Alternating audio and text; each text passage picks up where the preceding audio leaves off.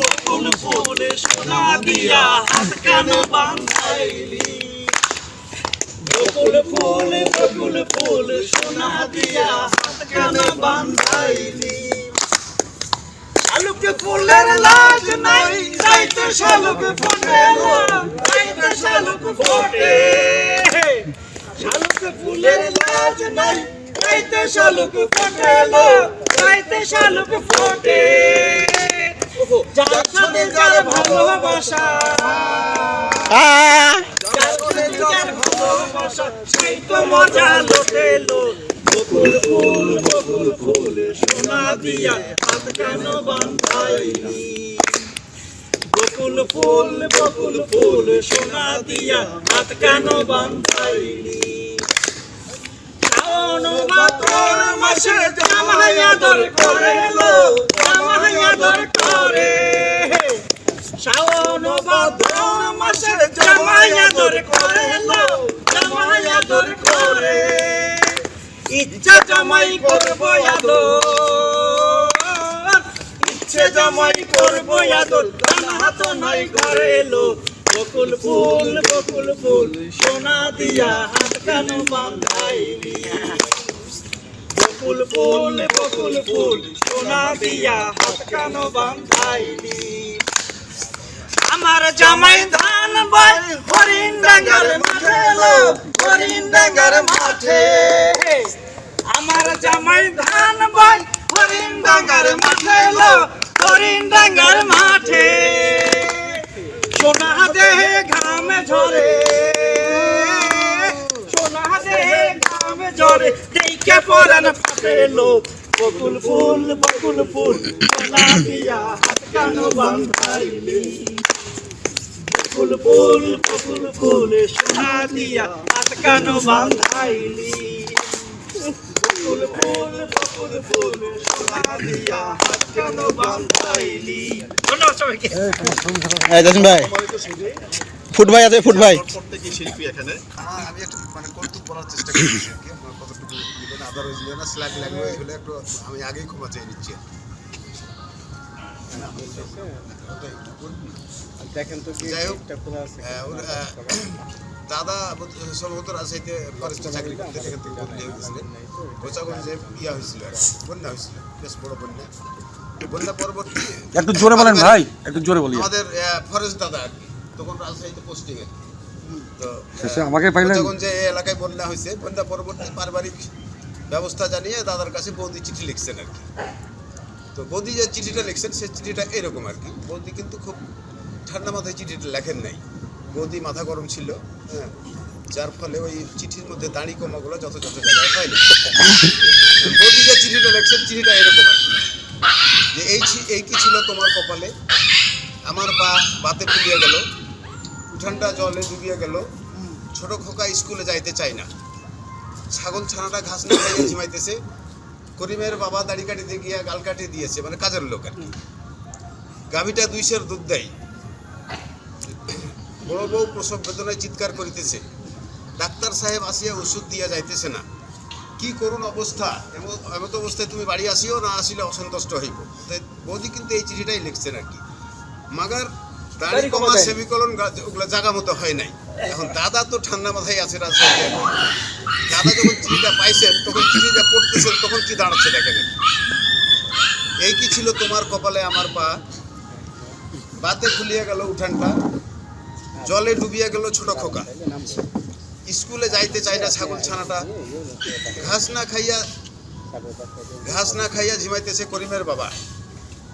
দাড়ি কাটিতে গিয়া গাল কাটিয়ে দিয়েছে গাভীটা 2 সের দুধ দেয় বড় বউ প্রসব বেদনায় চিৎকার করিতেছে ডাক্তার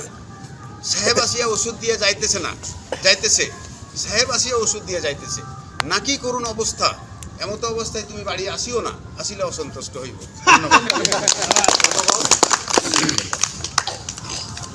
আমি একটু বলার চেষ্টা করি নোয়াখালীর এক দাগি আসামি রংপুরে আসিয়া গোপনে আশ্রয় নিয়েছে এসে মসজিদে থাকে তো মসজিদে থাকতে থাকতে অনেক দিন ওখানে নামাজ টামাজ পড়ে নামাজ যখন জানে ওটুকুই পড়ে তো এক সময় দেখা গেছে ইমাম সাহেব মসজিদে নাই, নামাজেরও টাইম, মুসল্লি যারা আছে তারা বলতেছে যে পায়জামা পাঞ্জাবি পরা, তো বলতেছে হুজুর আপনি নামাজটা পড়ান, না জানলে যেটা হয়।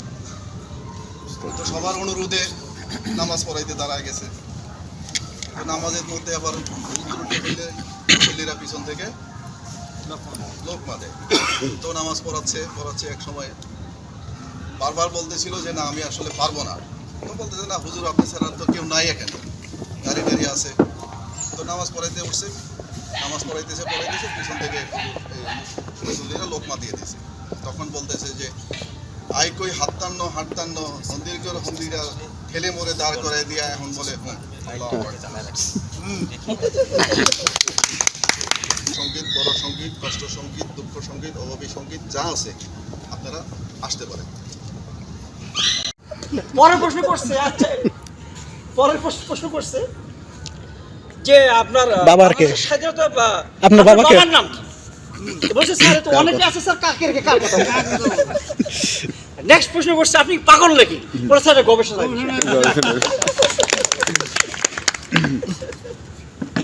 ধন্যবাদ, সময় কম, গবেষণা আমরা সময় নিয়ে করবো, গবেষণার বিষয় না। আর কেউ আছে? আমাদের ইয়ং জেনারেশন আছে, কিছু করবা? ঢেউয়ের সাগর পাড়ি দেব রে, দিনহারায়ে ঢেউয়ের সাগর পাড়ি দেব রে,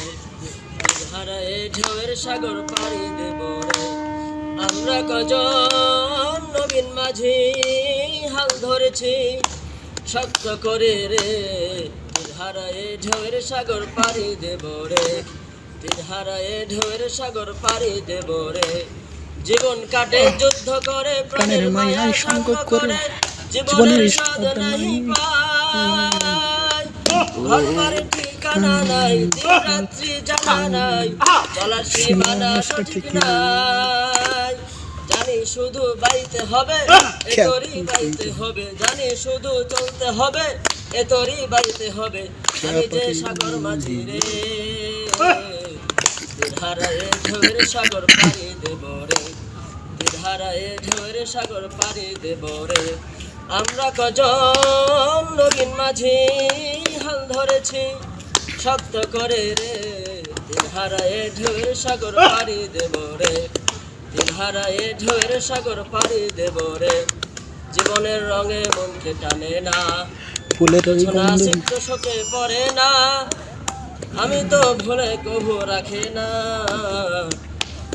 আসসালামু আলাইকুম।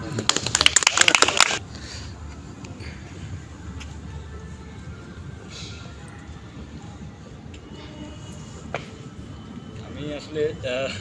তেমন কিছুই পারি না, আর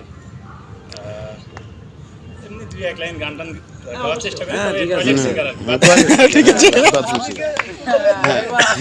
হ্যাঁ, আপনার পার্শ্ববর্তী রুমমেট যা ভেরিফাই করে সেটাই ঠিক। হ্যাঁ, আমি বাড়ি সিদ্দিকীর একটা গান শোনানোর চেষ্টা করি। আমার গায়ে যত দুঃখ সয়, বন্ধু আরে করলে কিন্তু এরকম সুর, কিন্তু সুরটা ভালোই তো। আপনার তো ফাটাফাটি সুর। বন্ধু আরে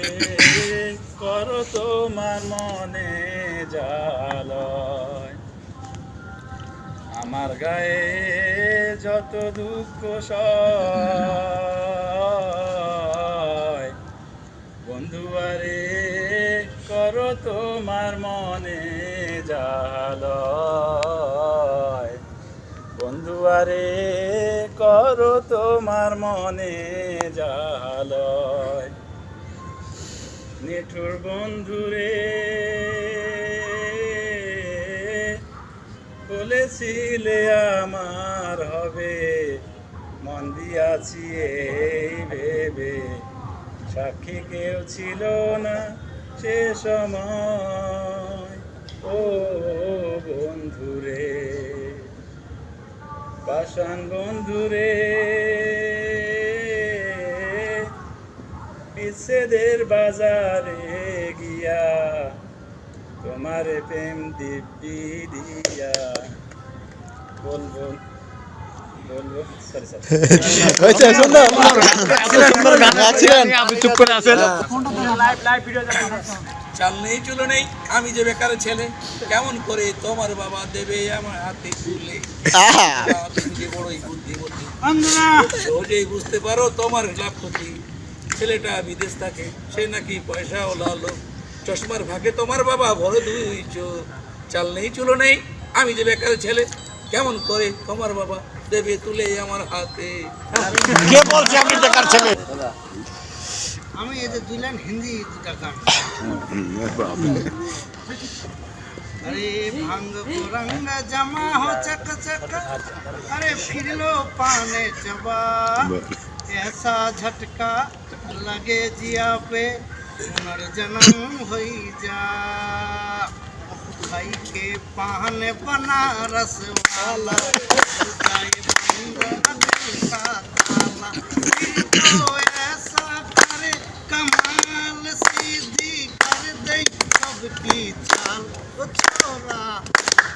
छोरा गंगा किनारे वाला ओ छोरा गंगा किनारे वाला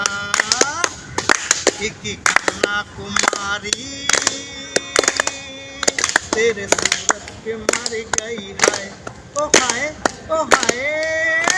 मैं कैसा सीधा साधा मैं कैसा भोला बाला यहाँ मैं कैसा सीधा साधा मैं कैसा भोला भाला मीठी छुरी से हो गया प्यार ओ छोरा गंगा किनारे वाला ओ छोरा गंगा किनारे वाला ओ छोरा পানি জাহাজে লোক মানে ইয়া বোঝাই হয়ে গেছে, জাহাজ ছেড়ে দিবে। আর ইতিমধ্যে একটা বাচ্চা পানিতে পড়ে গেছে। এখন ওই ভিড়ের মধ্যে তো হই হুল্লোড় লাগছে, বাচ্চাটাকে কি গেল মারা গেল এই করতে একজন কিন্তু নামছে আর কি, বাচ্চাটাকে উঠাইছে। এখন তারপর যাই হোক বাচ্চাটাকে উঠাই নেওয়ার পরে পরবর্তী পর্যায়ে দিনক্ষণ ঠিক করে জাহাজের যে কোম্পানি, ওই কোম্পানি চিন্তা করতেছে যে মহৎ ব্যক্তি এই বাচ্চাটাকে প্রাণে বাঁচাইছে, তার সৌজন্যে একটা বিশাল একটা অনুষ্ঠান করছে আর কি। বিশাল একটা অনুষ্ঠান করছে যে এত বড় কাম করছে এই ব্যক্তি, মহৎ ব্যক্তি, কত সাহস করে নিজের জানকে মানে হুমকির মুখে ঠেলে দিয়ে বাচ্চাটাকে বাঁচাইছে, তার সৌজন্যে একটা বিশাল একটা অনুষ্ঠান করছে। আর এই অনুষ্ঠানে অনেক গণ্যমান্য ব্যক্তিবর্গ উপস্থিত আছেন। এই যে ভদ্রলোক বাচ্চাটাকে উঠাইছিল সেই ভদ্রলোকও উপস্থিত আছেন।